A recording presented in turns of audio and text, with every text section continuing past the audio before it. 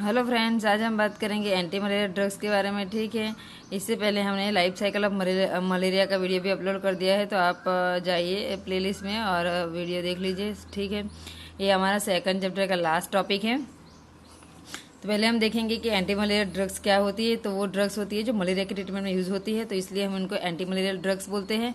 जो ड्रग्स और जो एजेंट मलेरिया के ट्रीटमेंट में यूज़ होते हैं उनको हम एंटी मलेरियल ड्रग्स बोलते हैं। ठीक है, अब देखते हैं उनका क्लासिफिकेशन। तो क्लासिफिकेशन में क्या है कि हमने तीन एंटी मलेरिया ड्रग्स को तीन कैटेगरी में डिवाइड किया है। क्विनोलाइंस, ठीक है, बाइग्वानाइड्स एंड डाइहाइड्रोट्राइजाइंस एंड मिसाइलसेलिनस। ठीक है, तो पहले हम देखेंगे कि क्विनोलाइंस जो होती है उसमें कौन कौन से टाइप्स आते हैं। ठीक है, तो सिंकोना अल्कालॉइड्स है उसकी फर्स्ट कैटेगरी, जिसमें आएगा क्विनिन सल्फेट। सेकंड है हमारा 4 अमीनो क्विनोलाइंस, जिसमें आएगा क्लोरोक्विन और अमीडोडाइक्विन। और 8 अमीनो क्विनोलाइंस में आएगा प्रीमाकिन एंड पामाक्विन। ठीक है, जहां हमने स्टार किया है उनके सिंथेसिस हमको पढ़ने हैं। तो ये दोनों के सिंथेसिस का वीडियो जो है वो ऑलरेडी अपलोडेड है, तो आप सिंथेसिस किया जो प्लेलिस्ट है उसमें जाके वीडियो जरूर देख सकते हैं। ठीक है, उसके बाद आएगा हमारा 9 अमीनो क्विनोलाइंस, उसमें आएगा हमारा क्विनाक्रिन HCl। ठीक है, सेकंड हमारी जो कैटेगरी है बाइग्वानाइड्स एंड डाइहाइड्रोट्राइजाइंस, तो उसमें आएगा हमारा प्रोगानिल एंड साइक्लोक्वानिल प्रोमेट। ठीक है, और हमारे लास्ट जो कैटेगरी उसमें हमारा आएगा पायरीमिथामिन, आर्टेसुनेट एंड आर्टेम मेथर। ठीक है, ये सारी हो गई उसकी एंटी मलेरिया ड्रग्स की क्लासिफिकेशन।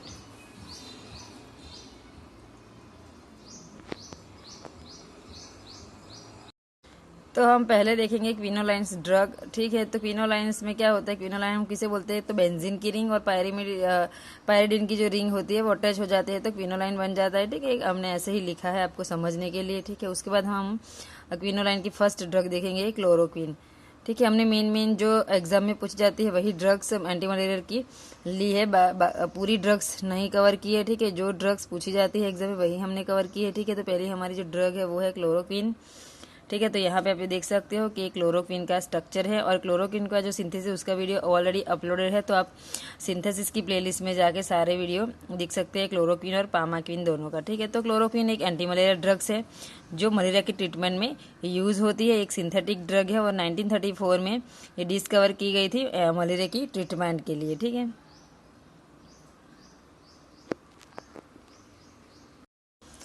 तो अब हम बात करते हैं मैकेनिज्म एक्शन ऑफ क्लोरोक्विन के बारे में। ठीक है, तो क्लोरोक्विन जो होती है वो क्या इफेक्ट शो करती है, ठीक है, मलेरिया में भी हम देखेंगे। तो यहाँ पे क्या होता है कि जो मलेरिया के पैरासाइट होते हैं वो क्या करते हैं, हीमोग्लोबिन का में से जो ग्लोबिन होता है वो यूज़ करते हैं सर्वाइव करने के लिए बॉडी में। ठीक है, तो और फिर हीमोग्लोबिन को वो कन्वर्ट करते हैं हीम एंड अमीनो एसिड में, और ये हीम जो रहता है वो बहुत टॉक्सिक होता है मलेरिया पैरासाइट के लिए। तो इसकी वजह से वो क्या करते हैं, पॉलीमराइजेशन रिएक्शन की हेल्प के से एंड हीम पॉलीमराइज एंजाइम की हेल्प से वो क्या करते हैं, हीम को कन्वर्ट करते हैं हीमेजोइन जो उनके लिए नॉन टॉक्सिक होता है। ठीक है, अगर ये कन्वर्जेशन नहीं हो पाता है तो वो खुद ही खत्म हो जाएंगे। तो इसकी वजह से वो क्या करते हैं, हीम को हीमेजोइन में कन्वर्ट करते हैं। ठीक है, तो हमारी जो क्लोरोक्विन होती है वो क्या करती है, ये जो कन्वर्जेशन होता है हीम में से हीमेजोइन को, वही उसको इनिबिट कर देती है।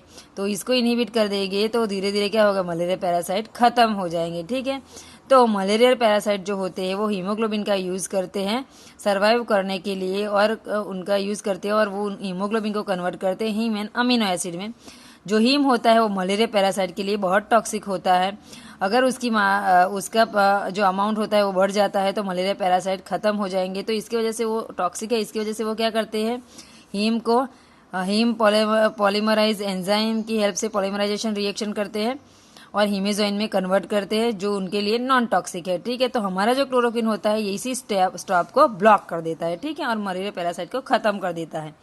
ठीक है, तो यही मैंने यहाँ पे मैकेनिज्म में लिखा है। ठीक है,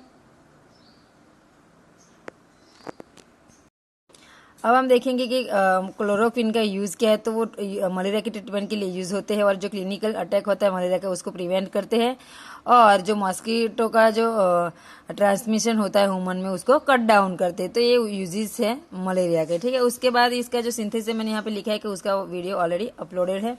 अब हमारी सेकंड ड्रग की तरफ आते हैं और वो है हमारी क्विनिन सल्फेट, जो 1820 में आइसोलेट की गई थी सिंकोना बार्क में से। ठीक है, और ये साइंटिस्ट है जिन्होंने ये ड्रग को कवर किया था और ये उसका स्ट्रक्चर है। ठीक है, आप देख सकते हो कि क्विनिन सल्फेट का स्ट्रक्चर है। तो क्विनिन सल्फेट की जो मैकेनिज्म एक्शन है, जो यूजेस है, वो सेम टू सेम क्लोरोक्विन जैसे आएंगे, ठीक है। तो आपको ये पढ़ने की जरूरत नहीं है।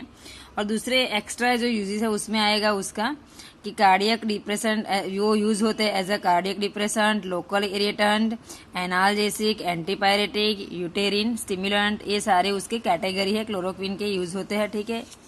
और अब देखते हैं उसकी एडवर्स इफेक्ट। तो एडवर्स इफेक्ट में आएगा cardiotoxicity, black water fever, hypoglycaemia and cinchonism, ठीक है। ये सारे जो है उसके एडवर्स इफेक्ट है।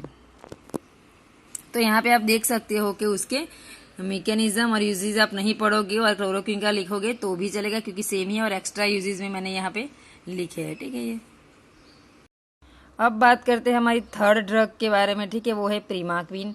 तो प्रीमाक्विन जो होती है वो यहाँ पे आप देख सकते हो कि उसका स्ट्रक्चर है, ठीक है। क्विनोलाइन से ड्रग चल रही है हमारी, तो प्रीमाक्विन का स्ट्रक्चर है। और यहाँ पे आप उसकी मैकेनिज्म देख सकते हो कि हमारी जो प्रीमाक्विन होती है वो एक्ट करती है एज ए इंटरमीडिएट मेटाबोलाइट्स, और वो ऑक्सीजन स्पीसीज को जो वो जनरेट करती है रिएक्टिव ऑक्सीजन स्पीसीज, जो इलेक्ट्रॉन ट्रांसफर चेन जो होती है माइटोकॉन्ड्रिया में, जो प्लाज्मोडियम की, उसको डिस्टर्ब करते हैं, ठीक है। तो ये उसकी मैकेनिज्म है कि जो हमारे प्रीमाक्विन है वो एक्ट करते हैं एज ए इंटरमीडिएट मेटाबोलाइट, और वो जनरेट करते हैं ऑक्सीजन स्पीसीज जो रिएक्टिव होते हैं, और वो इलेक्ट्रॉन ट्रांसफर चेन जो होती है प्लाज्मोडियम माइक्रोकॉन्ड्रिया में उसको डिस्टर्ब करते हैं, ठीक है, और उसको स्टॉप करते हैं। और ये उनके यूजेस है। तो जो हमारी प्रीमाक्विन है वो यूज होती है मलेरिया के ट्रीटमेंट में, और radical cure of acute vivax and Oval infection में, और गैमेटोसाइडल एक्शन वो देती है, ठीक है। तो हमारी ये जो ड्रग है वो गैमेटोसाइडल एक्शन देती है और यूज होती है मलेरिया के ट्रीटमेंट में, ठीक है, और acute vivax and Oval infection में भी यूज होती है। तो ये उसके यूजेस है। तो ये हमारे प्रीमाक्विन के एडवर्स इफेक्ट है, GI problems, mild anaemia, haemolytic anaemia and cyanosis, ठीक है। ये सारे उसके एडवर्स इफेक्ट है। अब आते हैं हमारी फोर्थ ड्रग के बारे में, जो है टोबाक्वान, ठीक है। ये एक सिंथेटिक नेप्था क्विनॉन है, ठीक है, और ये उसका स्ट्रक्चर है। आप यहाँ पे देख सकते हो कि उसका स्ट्रक्चर कैसा है, दिखा आपने, ये उसका स्ट्रक्चर है। अब आते हैं हम उसकी मैकेनिज्म एक्शन पे, ठीक है। तो ये क्या करते हैं, माइटोकॉन्ड्रियल जो मेम्ब्रेन होती है उसके साथ कोलैप्स करते हैं और वो एटीपी प्रोडक्शन में इंटरफेयर करते हैं, ठीक है। इस तरीके से वो हमारी एंटी मलेरियल एक्शन को शो करते हैं, ठीक है। और एटीपी का प्रोडक्शन नहीं होगा तो उनको एनर्जी भी नहीं प्रोड्यूस होगी, और एनर्जी प्रोड्यूस नहीं होगी तो उनका धीरे धीरे वो खत्म हो जाएंगे, ठीक है। तो क्या करते हैं, एटीपी प्रोडक्शन में इंटरफेयर करते हैं, ठीक है, उनका इंटरफेरेंस रहता है।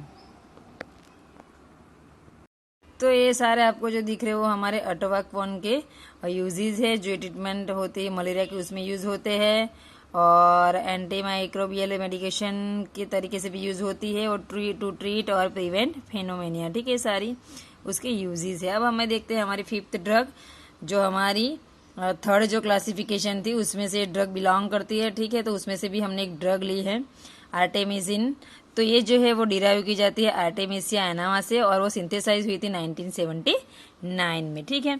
अब देखते हैं उसकी मैकेनिज्म। तो यहाँ पे आप देख सकते हो उसका स्ट्रक्चर है, ठीक है, एक मेन इंपॉर्टेंट इसका स्ट्रक्चर है। तो यहाँ पे देख सकते हो ये जो ड्रग है उसके पास एंडो पेरोक्साइड ब्रिज रहता है, आप देख रहे हैं वो, ठीक है। ये जो ब्रिज होता है, ठीक है, यही मेन चीज है इस ड्रग की मैकेनिज्म है। तो ये ड्रग्स बहुत बार पूछी जाती है, इसकी वजह ये है कि उसकी जो मैकेनिज्म है बहुत स्पेसिफिक है, ठीक है। तो हमारी जो ड्रग है उसके पास होता है एंडो पेरोक्साइड ब्रिज। तो ये जो ब्रिज होता है वो हीम के साथ इंटरैक्ट करता है, और हीम आयरन जो होते हैं, ठीक है, वो ब्रिज को,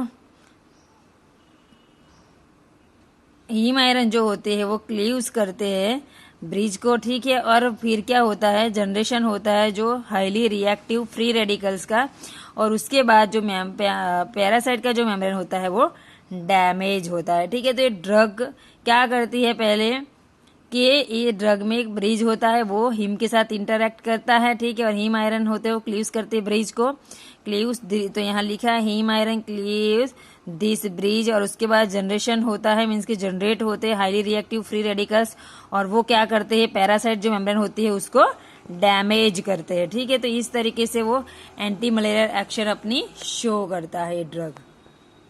हम देखते हैं कि हमारी ड्रग जो है उसके यूजेस क्या है। तो ऑल टाइप्स के जो मलेरिया होते हैं उसके अगेंस्ट इफेक्टिव होती है। बहुत सारे इन्फेक्शन है जो क्लोरोक्विन रेजिस्टेंस पैरासाइट के से में इन्वॉल्व होते हैं उनकी ट्रीटमेंट में भी यूज़ होता है और एज एंटीबायोटिक भी यूज़ होता है। और उसकी एडवर्स इफेक्ट है, ठीक है। तो एडवर्स इफेक्ट में आएगा leukopenia, bleeding, dark urine, headache, dizziness, abdominal pain, nausea, vomiting, eating, liver inflammation, ये सारे उसके एडवर्स इफेक्ट है, ठीक है। तब हम बात करते हैं हमारी सेकंड कैटेगरी, जो क्लासिफिकेशन हमने देखा था बाइगवानाइड्स क्लासिफिकेशन, उसमें एक ड्रग थी हमारी प्रोग्वानिल, जो बहुत इंपॉर्टेंट है और बहुत बार एग्जाम में पूछी जाती है, ठीक है। तो ये हमारी प्रोग्वानिल ड्रग जो उसका स्ट्रक्चर है, अब हम उनकी मैकेनिज्म एक्शन देखते हैं तो बहुत ईजी है, आपको आराम से समझ में आ जाएगा। तो हमारी ये जो ड्रग होती है वो मलेरिया डाइहाइड्रोफोलेट रिडक्टेज एंजाइम से बाइंड करती है और उसके बाद वो डीएनए सिंथेसिस को इनहिबिट करती है और सेल डिवीजन को भी इनहिबिट करती है और उस तरीके से मलेरिया पैरासाइट को खत्म करती है, ठीक है। अब हम उनकी यूजेस देखते हैं। तो यूजेस में क्या आएगा कि ये जो ड्रग होती है वो बहुत टाइप्स के है ना, मलेरिया के ट्रीटमेंट में यूज होते हैं। प्रोटोजोअल जो स्पीसीज होते हैं उनके अगेंस्ट भी एक्टिव होती हैं और यूज होती है प्रोफाइलेटिक पर्पज के लिए भी यूज होती है। तो ये उसके यूजेस हैं। अब हम बात करते हैं उसकी साइड इफेक्ट के बारे में। तो साइड इफेक्ट में हमारा उसमें आएगा stomach pain, nausea, vomiting and headache, ठीक है। तो हमने जो इम्पोर्टेंट मलेरिया ड्रग थी वो सारी हमने कवर की हैं।